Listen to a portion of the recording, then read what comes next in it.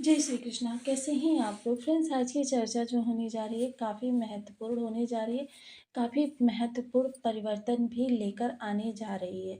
ये ऐसा समय काल होगा जो आपके लिए चीज़ों को या तो अप्रत्याशित रूप से बहुत ऊंचाई की ओर लेकर जाने वाला है, या अप्रत्याशित रूप से आपके बहुत नीचे की स्थिति को उत्पन्न करने वाला है। क्योंकि इस समय आपका जो ये धर्म त्रिकोण है, इसमें बैठे हुए तीनों ही भावों में ग्रह, तीनों ही भावों के ग्रह वक्र अवस्था में हैं।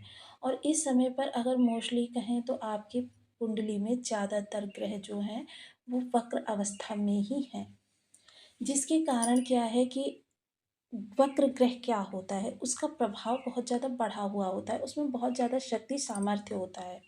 और अति सर्वत्र वर्ज्यते, अति हर जगह बुरी होती है।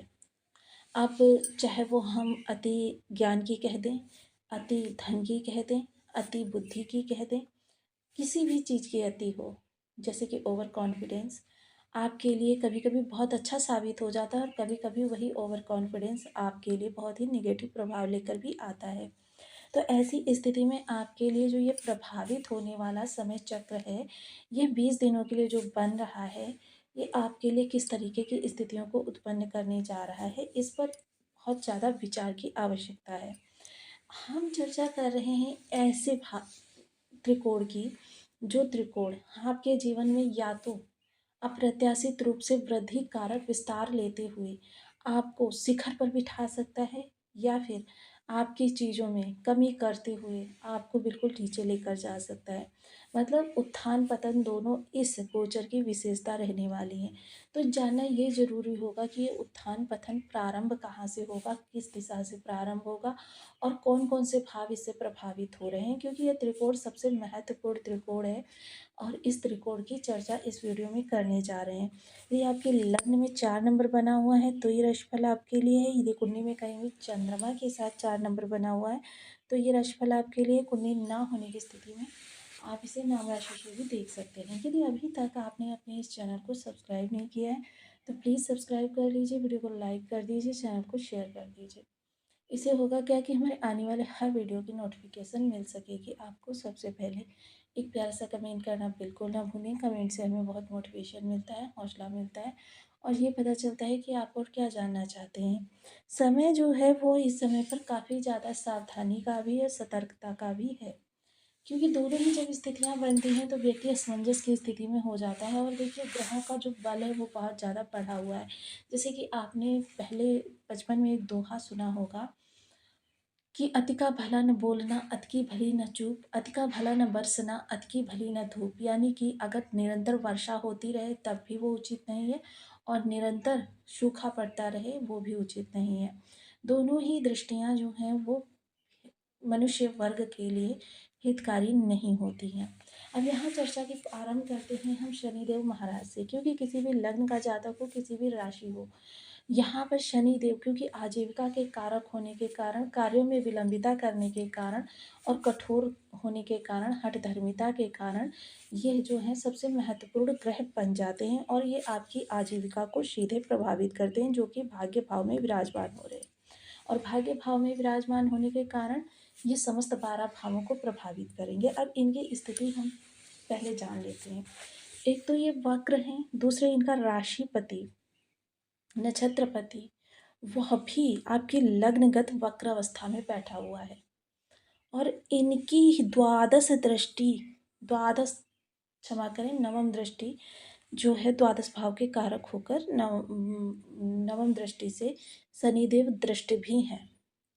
जिस कारण से भाग्य इस समय या तो आपके लिए बहुत ऊंचाई प्रदान करती हुई देखी जाएगी, या फिर आपके हर कार्य में निगेटिविटी उत्पन्न करती हुई देखी जाएगी। विशेषता सजीव पक्ष के लिए। अब सजीव पक्ष कौन कौन से होते हैं? जो उस ग्रह या उस भाव से संबंधित हमारे रिश्ते होते हैं। अब शनि देव जब प्रभावित होंगे तो समझ लीजिए शनि देव की दोनों राशियां भी प्रभावित होंगी। वहीं गुरु जो आपके लग्नगत बैठे हुए हैं, इनके पास भी 2 राशियां हैं। एक तो वो राशि है जहाँ पर स्वयं शनिदेव बैठे हुए हैं, और दूसरी राशि षष्ठ भाव में है।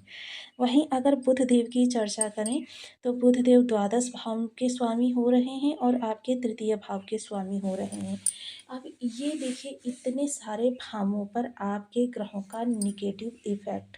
अब यहाँ पर देखिए आपके मात्र 3 भाव ऐसे बचे हुए हैं, 4 भाव जो कि वक्र से मुक्त हैं।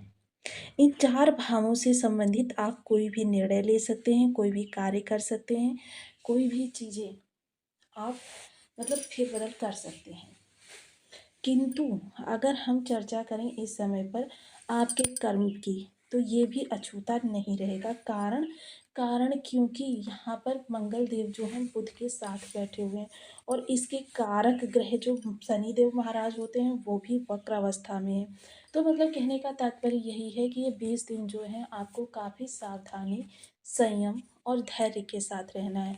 क्योंकि जहाँ गुरुदेव के पास जीवन के आरंभ से मृत्यु तक सबसे ज़्यादा कारकत्व है, वहीं शनिदेव महत्वपूर्ण कारक ग्रह माने जाते हैं आजीविका के। और वहीं बुध देव की अगर चर्चा करें तो शिक्षण आदान-प्रदान, टेक्नोलॉजी, पांडित्य, ज्योतिष और साथ ही साथ आपका बैंक बैलेंस और आपकी जेब में कितना बैलेंस है, इसका निर्धारण करने वाले ग्रह भी माने जाते हैं। इस समय किसी भी शब्द को मुख से निकालने से पहले 100 बार सोचें, कोई भी कार्य करने से पहले 100 बार सोचें, क्योंकि इस समय थोड़ा-सा आपको स्वास्थ्य संबंधी समस्याएँ भी फेस करनी पड़ सकती हैं, विशेषकर हड्डियों से जुड़ी हुई, लीवर से जुड़ी हुई, खान-पान के पाचन तंत्र से जुड़ी हुई, नर्व सिस्टम, वात, पित्त, कफ जनित कोई भी रोग उत्पन्न इस समय पर हो सकता है। क्योंकि समस्त मोस्टली इस समय पर भाव आपके जो हैं प्रभावित हो रहे हैं, इनसे जुड़े रिलेशंस भी प्रभावित होते हुए देखे जाएँगे। इसलिए ये 20 दिन का समय है, काफ़ी ज़्यादा आपको एंग्ज़ायटी भी देने वाला है, परेशानियाँ भी देने वाला है। बहुत बड़े फेर-बदल करने से बचें, क्योंकि बहुत बड़े फेर-बदल निर्णय लेने से या अपने कार्य कारोबार के लिए नई शुरुआत करने से, जॉब में किसी नई जाने से, कई नए रिलेशन बनाने से आपके लिए समस्याएँ क्रिएट हो सकती हैं। समय है इस समय पर अपनी पुरानी चीज़ों को अनवरत चलाने का। क्योंकि जो अगर पराशर ऋषि की माने तो उनका कहना है जब भी हमारे लिए विपरीत समय काल चल रहा हो, हमें अपने पहले से चल रही चीज़ों को ही आगे बढ़ाते हुए ग्रहों के लिए विशेष उपाय हमें करते रहने चाहिए और जब अच्छा समय चल रहा हो तब अपने प्रयासों में फेर-बदल, उनको दिशा देना या फिर उनके लिए नए प्रयास करना, ये सारी चीज़ें करनी चाहिए। तो ऐसे में आपके लिए देखिए फाइनेंस संबंधी कोई महत्वपूर्ण निर्णय लेने से बचें। अगर आपको कोई बहुत बड़ा निर्णय लेना भी पड़ जा रहा है तो उसके लिए काफ़ी सचेत रहें, सजग रहें और इस निर्णय को लेने से बचने के लिए आपको देखिए थोड़ी-सी सावधानियाँ भी रखनी होंगी कि धैर्य, संयम, क्योंकि इस समय आपके स्वभाव में थोड़ी-सी हठधर्मिता आने वाली है। थोड़ी-सी ईगो प्रॉब्लम, ये सारी चीज़ें आपको फेस करनी पड़ सकती हैं, जिसके लिए आपको काफ़ी सजग रहना पड़ेगा और देखिए जो मैंने पंचदेव बता रखे हैं आपको, उनमें से किसी एक को पकड़ लीजिए और नियमित रूप से उनका विधि-विधान से पूजन कीजिए। अब वो पंचदेव कौन-कौन से हैं? गणेश भगवान, विष्णु भगवान और शिव सनातन और साथ ही साथ दुर्गा माँ और हनुमान जी। ये पंच देवी देव ऐसे हैं कि इनका किसी भी रूप में पूजन करना आपके 9 के 9 ग्रहों को संयम प्रदान करता है। आपको थोड़ा-सा देवाधिदेव महादेव का पूजन में विशेष रुचि लेनी चाहिए, क्योंकि आप कर्क राशि के जातक हैं और जब देवाधिदेव महादेव का आप विशेष रूप से पूजन करते हैं, जैसे महामृत्युंजय मंत्र से दुग्धाभिषेक करना, जलाभिषेक करना या शिव सहस्त्र नाम का नियमित पाठ करना, ये सारी चीज़ें आपको लाभ की स्थिति में लेकर जाती हैं और आपकी जो नेगेटिव परिस्थितियाँ होती हैं उनको कम करती हैं।